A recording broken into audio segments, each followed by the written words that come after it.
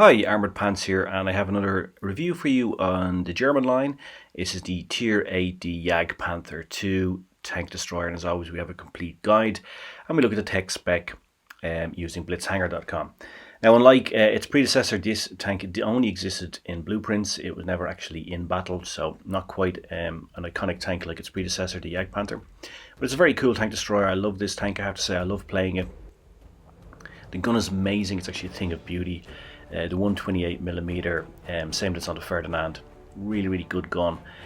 Does lots of damage, has a very decent reload as well for such a big gun. 128mm of pain. You can get 500 alpha rolls on it. Really good. A great reload, as I said, as well. The reload just over 9 seconds. However, it does have low muzzle velocity, so therefore if you supercharge and refine gun, you will negate that and you'll be able to pen from distance. As we know, muzzle velocity is squared in the formula for armor penetration and therefore has an exponentially better effect. So maximizing muzzle velocity is essential to penning, especially from distance.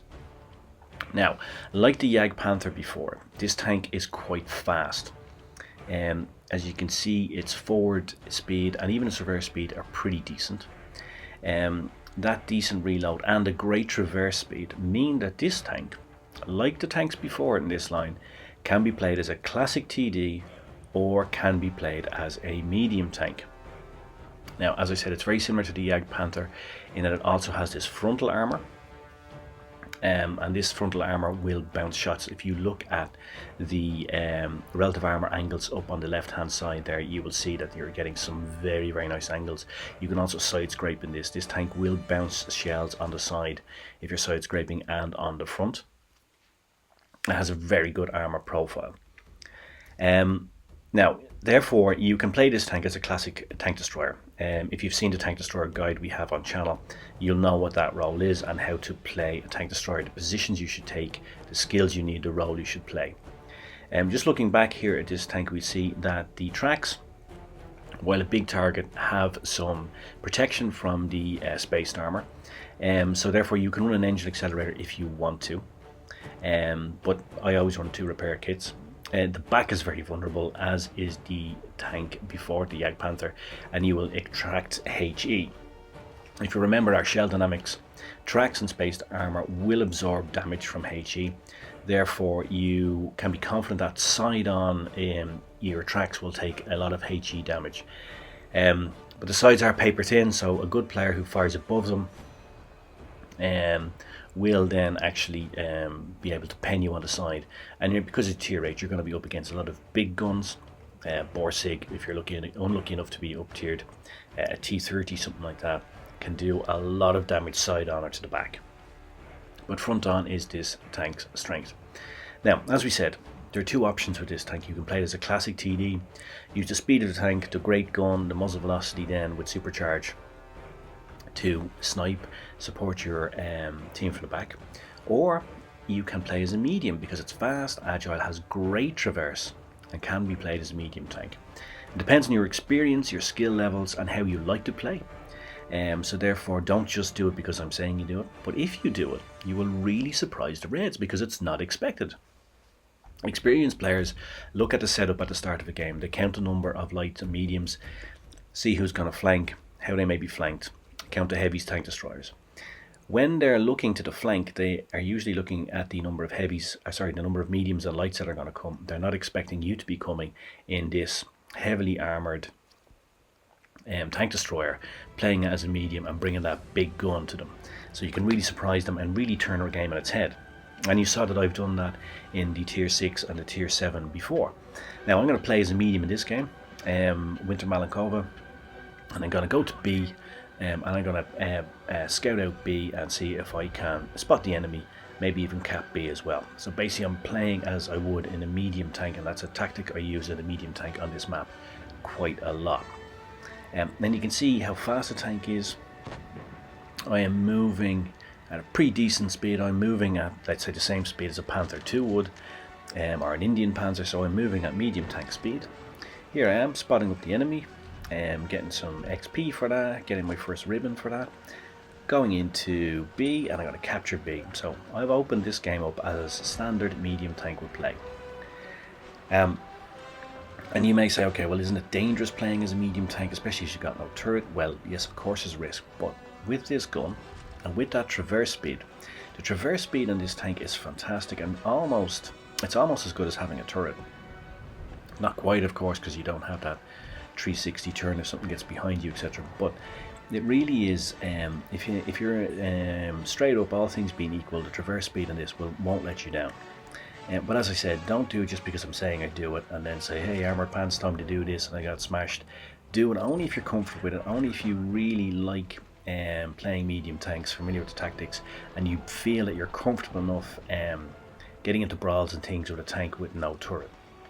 That is, that you can use the tracks and the traverse to spin that tank on a sixpence and be able to brawl and traverse and hold your own against medium tanks, light tanks, etc. Now, you can see what I mean about the frontal arm. I've already bounced a few shots here, and then I'm able to clear off that Tiger II, and you saw how much damage I was able to do there, clear him off. Now I took some damage too, but you know more damage and probably less damage than you would take if you were in a normal medium tank, because you have better armor profile than, let's say, the Indian Panzer or the Panther II, which are the medium tanks in Tier 8 from the German side. Now, fluffed that shot a bit there. I didn't let the aiming dot settle enough. Now there's something behind me here. I don't really know what my teammates are doing here. They're not really covering off the reds at all. I'm going to slow this down here after we look at this sequence of play here. I don't really know what this guy, I think he fired a HE round at me actually, because he did like 12 damage. But I'd angled up, I probably would have bounced a shot anyway. Then I'm able to put a nice one into him. I'm wiggling, I'm jiggling, I'm making it awkward for him, and I get the bounce. And we saw that when we looked at the tech spec. If you wiggle and jiggle, you're creating a lot of relative armor there, and you get that bounce. And we see here in slow motion, I'm wiggling, I'm creating those angles. The relative armor now is really thick onto him, and I get that bounce just as I spin again, and I'm able to clear him off. So nice sequence of play, showing exactly how you can use this tank when you're in sort of a brawling situation like that with another medium tank. And that really is live action, showing the theory that we looked at when we looked at the tech spec about wiggling and jiggling to create those strong, really high relative armor numbers. There's a beautiful shot coming up here, straight into the side, normal AP round, and it's a beautiful alpha roll with the AP round.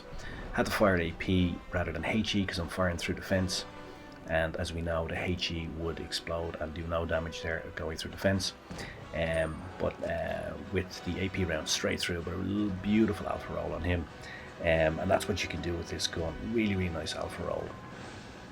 And we're back, and with a 9.3 second reload, and this tank, you can do a lot of damage with it. And I didn't record it, but I'm going to show you the stats from another game that I played in a second, and you'll see just how much damage you can do in this tank. Waiting, and then nice shot just to coup de grace, taking out the Type 59 and getting me the gold ribbon for damage. So there you go, very good example of how you can play this tank as a medium tank, delivering a mastery badge, almost 2.7k of damage, 4 kills.